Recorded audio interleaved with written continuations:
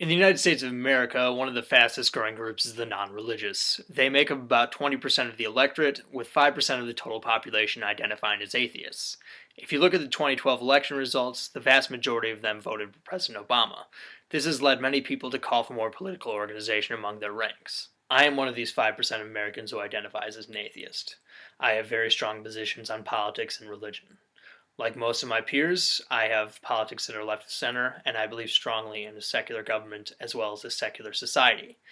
It is certainly tempting to have 20% of the electorate organized around these causes, but in the end, I actually don't think it's a good idea. My reasons are both philosophical and practical. They are true for atheists as well as the non religious generally. My philosophical objection stems from some confusion over what atheism actually is. It is merely the position that there is no good evidence for God, and hence such a proposition does not warrant rational belief. That is the beginning and the end of it. It is not a philosophy, it is not a political position, it's not even an argument about the utility of religion. There are no peripheral positions you must accept by not believing in God. In fact, many people have argued, correctly in my mind, that there shouldn't even be a word for atheism, since we don't have words for other things we don't believe in. With that said, it makes absolutely no sense to organize around a lack of belief. While most atheists are liberal, which isn't entirely an accident, as I'll explain at some later date, there's nothing that necessitates that. The non religious are by no means a monolith.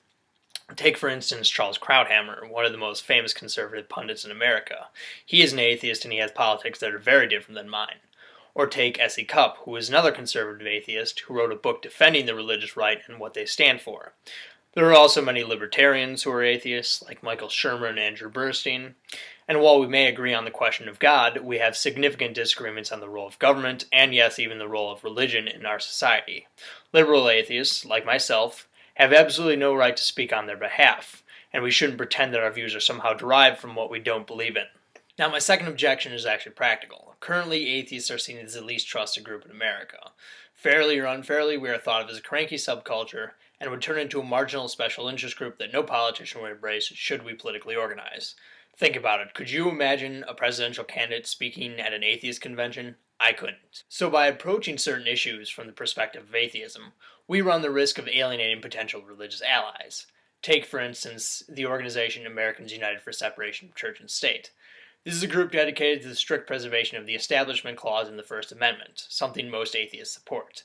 This organization is also headed by Barry Lynn, an ordained minister from the United Church of Christ. While he and I may disagree on the question of God, we can find common cause in the preservation of a secular government. Now, there are numerous examples of this. For instance, take Brown biologist Kenneth Miller. He's a Roman Catholic, but he's also a great opponent of creationism and intelligent design.